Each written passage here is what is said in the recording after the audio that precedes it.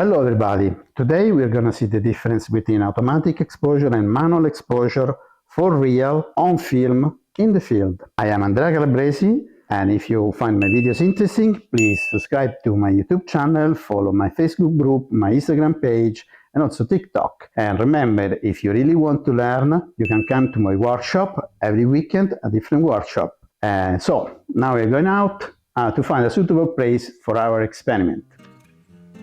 Where to go? That's the problem now. And in the place where I can find in the same environment different lighting situation, different contrasts.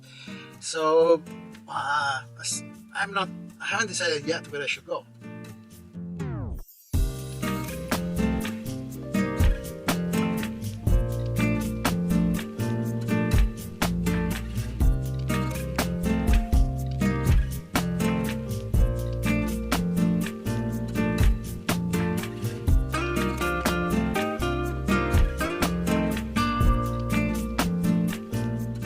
Already told you about automatic exposure versus manual exposure. I prefer manual exposure also for practical and technical reasons. You may wonder why practical reasons, and I tell you. In the same scene, if you just frame a bit around, in automatic exposure you will see the exposure changing. Those are camera mistakes, because in the same scene the exposure is just one. If you're shooting film, the right exposure is that correct for the shadows of the scene, and you should keep that exposure for all the different framing in the same scene. In this video I will show it in practice.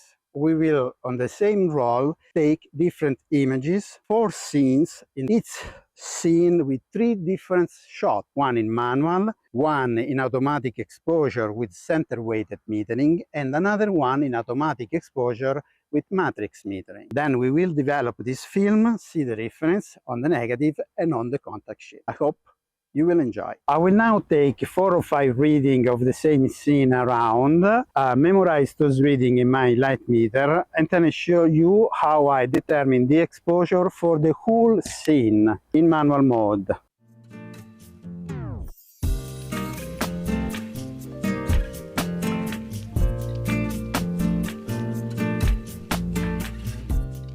Okay, I have some shadows over there. Take one reading, memorize it. I'll take another shadow that's less pronounced.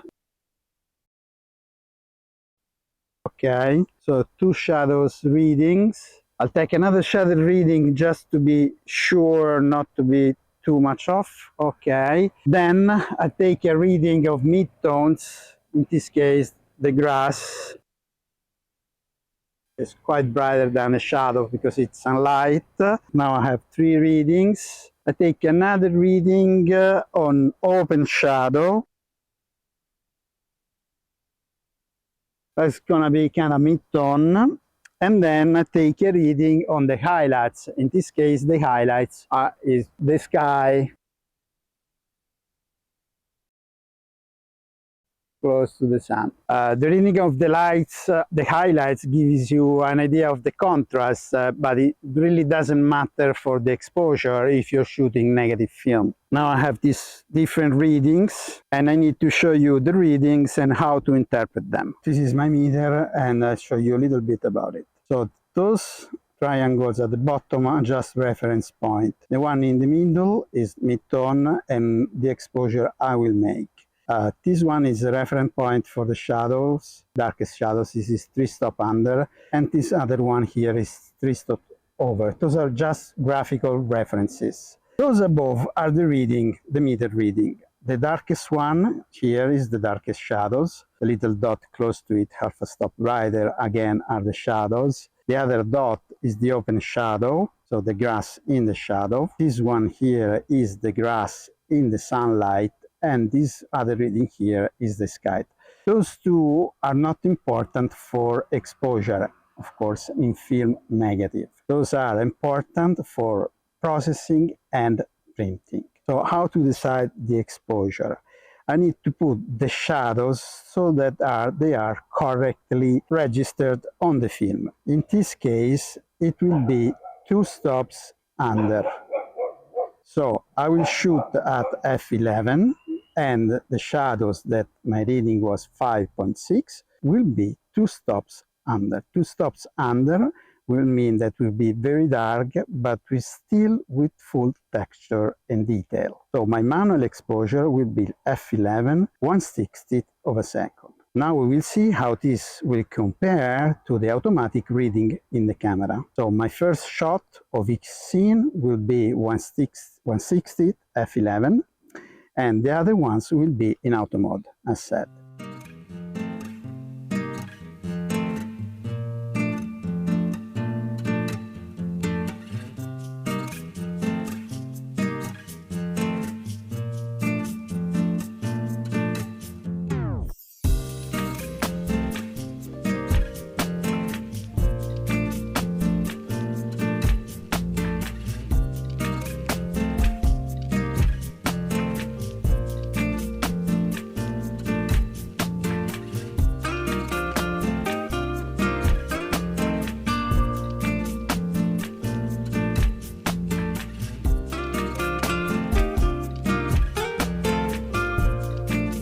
Okay, we're doing first shot in manual mode. Now I switch to automatic mode, center weighted, automatic mode, matrix.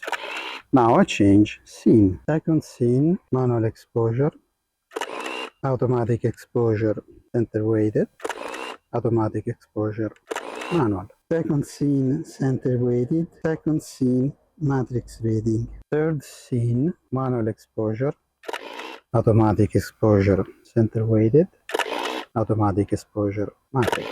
Third scene, matrix. Third scene, center weighted. Fourth scene, manual mode, automatic center weighted, automatic matrix. Now I'll try to show the camera readings. This is matrix auto. This is center weighted auto on this scene.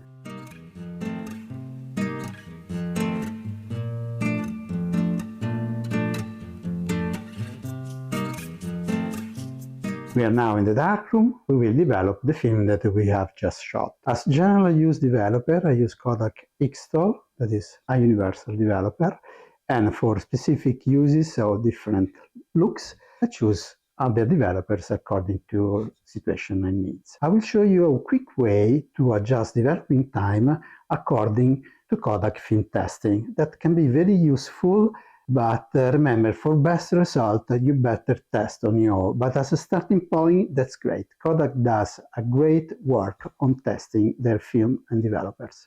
So here we are in front of a Kodak datasheet. They are super well made. They are very useful and interesting reading. So read them carefully. You will learn a lot. Between the various things that they are written, there is a graph that is of the maximum importance, and it's this one. This shows contrast index versus developing time.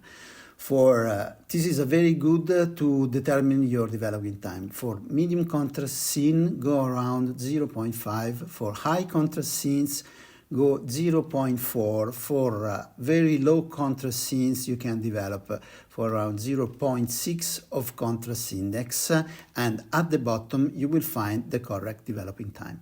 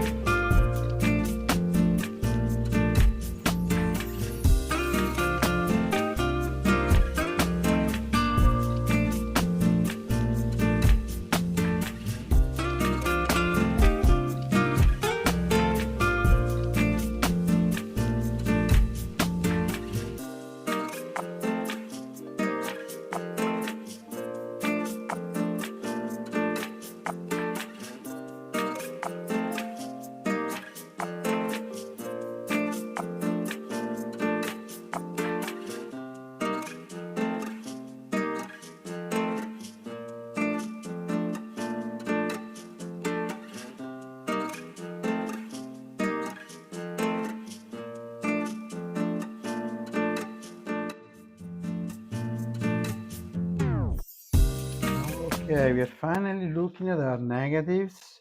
So if you don't have gloves like me now, I should have brought them, but I forgot them. Please always hold your negatives by the sides so you will not damage them. So the negatives are good, and those are, I will show you. This was the first image, manual exposure, center weighted, and matrix. Manual, center weighted, matrix, again, manual, center weighted, matrix, manual, center weighted matrix. So the difference on the negatives may appear small, but in printing they will be much, much bigger. So I will now cut the negatives and then we will go to the darkroom to make a contact sheet. So I'm now cutting the negatives. Depending on the kind of negative pages you are using, you will cut 6 by 6, another 3 strips frames or 4 strips frames.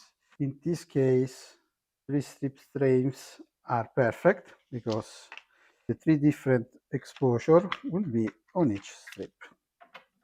And there it is. A good negative loop like this one is expensive but very nice to have.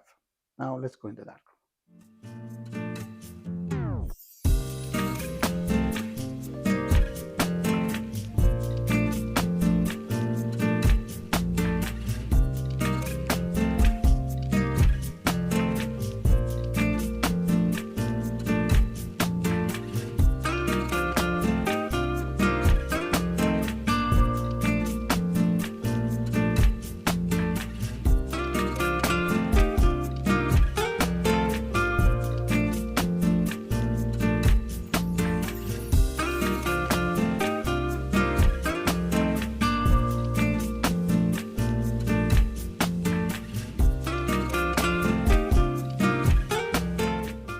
So here we are, this is our negative. So the first line is the one with manual exposure.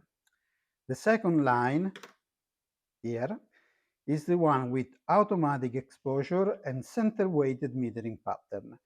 The third line is with automatic exposure and matrix metering pattern. So as you can see, the first four frames are quite even. Particularly, the shadows are quite the same on every image. Here you may see there is a little flare due to the fact that this was really backlight. Printing those images, those are quite almost identical prints. So you can print this, leave the same setting, print this other one, and this other one, with minor, if no, corrections. If we want to print all this together, it's going to be a little difficult because this is quite underexposed, this is a little underexposed, this is a bit underexposed, this surprisingly is okay. And with the matrix metering, it's this case a little better than center weighted metering, though this one is underexposed, this one is underexposed, this one is a little underexposed, this is just a bit dark, not too much. Probably those can be corrected to some extent, but the problem is this. If we want to make all these images look the same because it's the same place in the same lighting, that will require a lot of darkroom work. If we want to make this one look like this one, we have to raise the contrast, probably pre-flash to save the highlights between the trees, and so on. Printing those is really quite easy because this looks a bit darker, but it's the frame that's fooling you, because if you look at the shadow, it's the same shadow that's here and here. So the exposure is consistent because it was manual. And printing those is much easier because they are more uniform.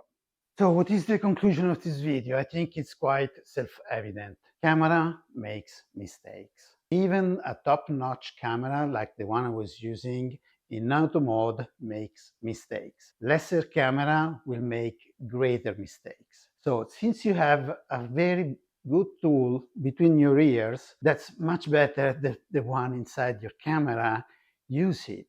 Use your brain, don't trust your gear, don't trust your cameras. Your brain works better than any camera can possibly ever do. So I hope you enjoyed this video and I hope to see you watching my next one. Goodbye.